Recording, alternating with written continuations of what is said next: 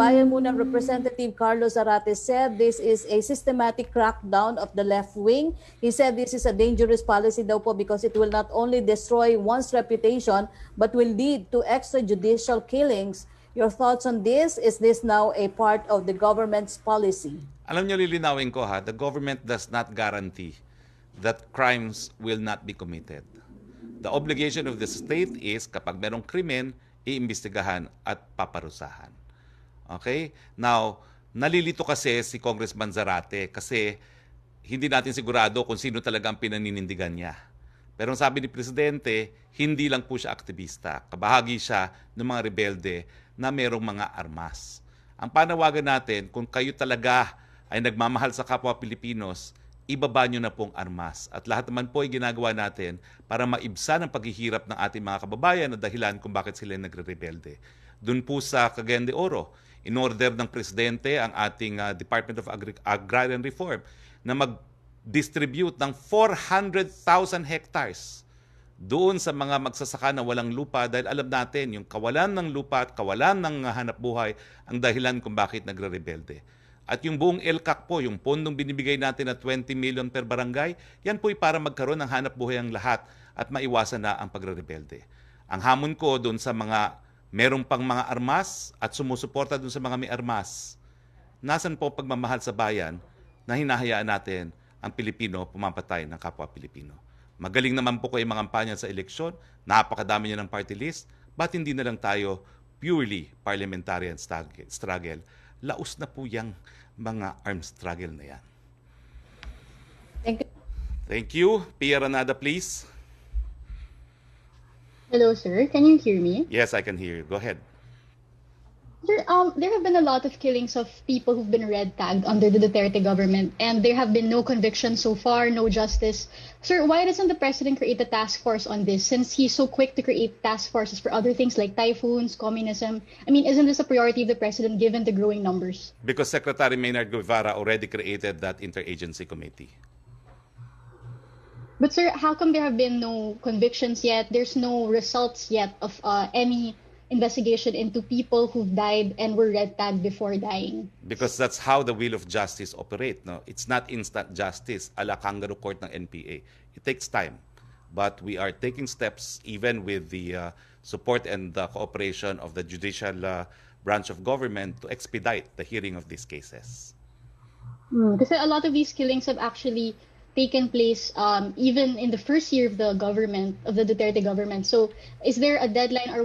Can we have a set a target for when at least that interagency task force can publicize what it has found so far, what progress it has made in investigating these killings of red tagged individuals? I will not pretend na wala tayong problema sa ating sistema ng katarungan. Maguindanao Massacre, the worst killing ever in peacetime in Philippine history, took more than 10 years to finish, starting from the administration of President Gloria Macapagal Arroyo, and the judgment was handed down in the administration of President Duterte. So hindi po talaga katanggap-tanggap na mabagal ang usad ng mga kasong kriminal sa Pilipinas, but that's something that all branches of government will have to deal with, not just the executive. Sir, to build confidence in these investigations, will the palace at least ask the PNP, the AFP to cooperate with the Commission on Human Rights on this? It's maybe a way to build confidence given that the CHR is supposed to be independent, whereas some critics see the DOJ is just another branch of the Duterte government. So parang they're hoping for a more impartial investigation. Will Malacanang at least ask the police and military to cooperate with the CHR if they investigate these killings? Alam niyo po, ang CHR is independent. If they want to cooperate in the investigation, they can. Hindi po sila po pwedeng pagbawalan. Pero ang sinasabi ko lang po, the obligation is for the police, and if we don't trust the impartiality of the police, then we can call in the NBI. And alam mo, sa aking karanasan naman sa CHR, talaga naman kinakailangan din itaas ang antas ng mga kakayahan na mag-imbestiga ng ating mga investigador sa CHR. Pero sa akin, siguro po, kung magtulong-tulong sila, di mas mapapabilis ang ating investigasyon.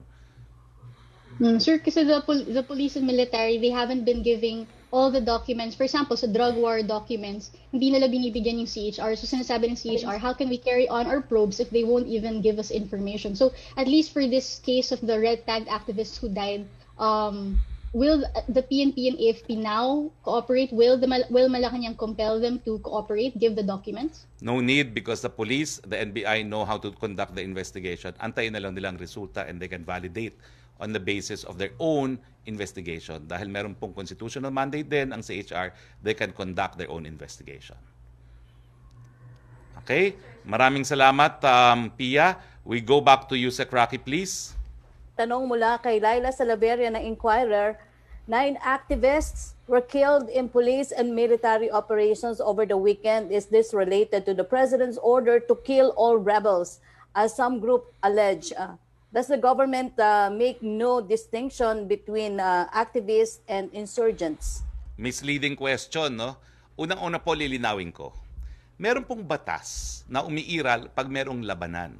At ito po ang batas na lumiiral sa labanan sa panig ng gobyerno at ng NPA, CPP, NPA. Dahil meron pong digmaang nangyayari, hindi po talaga bawal pumatay.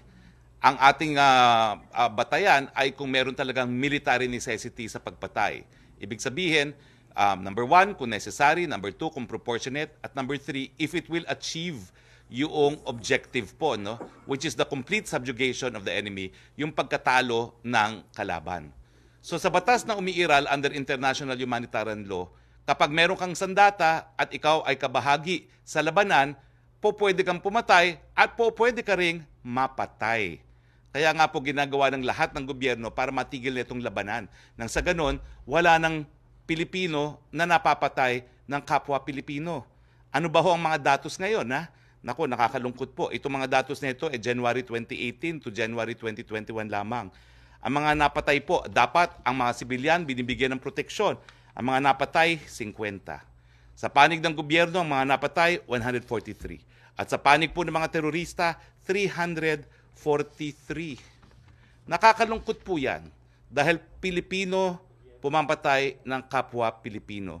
Pero kapag meron po talagang digmaan, sang-ayon sa international humanitarian law, po pwede talagang magkaroon ng labanan at meron talagang mamamatay, lalong-lalo na doon sa mga kasapi po sa labanan.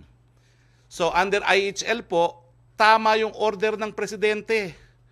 Kill, kill, kill. Kasi nga po, kapag merong labanan, kapag ang kalaban mo may baril na pwede kang patayin, alangan namang ikaw ang mag-antay na ikaw ang mabaril at mapatay. Hindi po paglabag ng batas, international humanitarian law, kapag nagpaputok ang sundalo sa isang armadong NPA fighter at mapatay ang NPA fighter.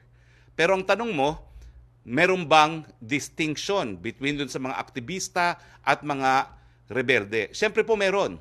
Isa po yan sa cardinal principle ng IHL.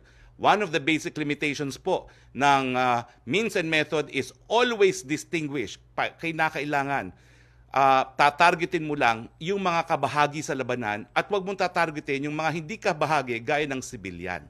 Kaya ang sagot ko po, dun sa mga napatay na mga aktivista, ang obligasyon ng Estado po, iimbestigahan at kung makita nila na meron talagang dapat parusahan, ang obligasyon ay lilitisin at paparusahan ang mga pumatay.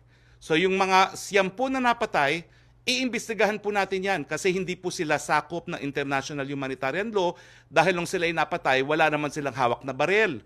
Pero yung order ng presidente na kill, kill, kill, legal po yan dahil ang kanyang sinabing kill, kill, kill ay yung mga rebelde na meron pong hawak na armas. Sana po naging malinaw ang ating explanation. Yusek Roque? Yes, question from John Pusalan of ABS-CBN. Human rights group are calling for an investigation. What they said was the use of lethal force during police raids in Sunday that left at least 9 activists dead. Is the government going to investigate these raids? How soon can we expect initial probe findings? Okay, sigurado po ako, imbestigahin natin yan. At kung meron talaga nagkamali, lilitisin at paparusahan.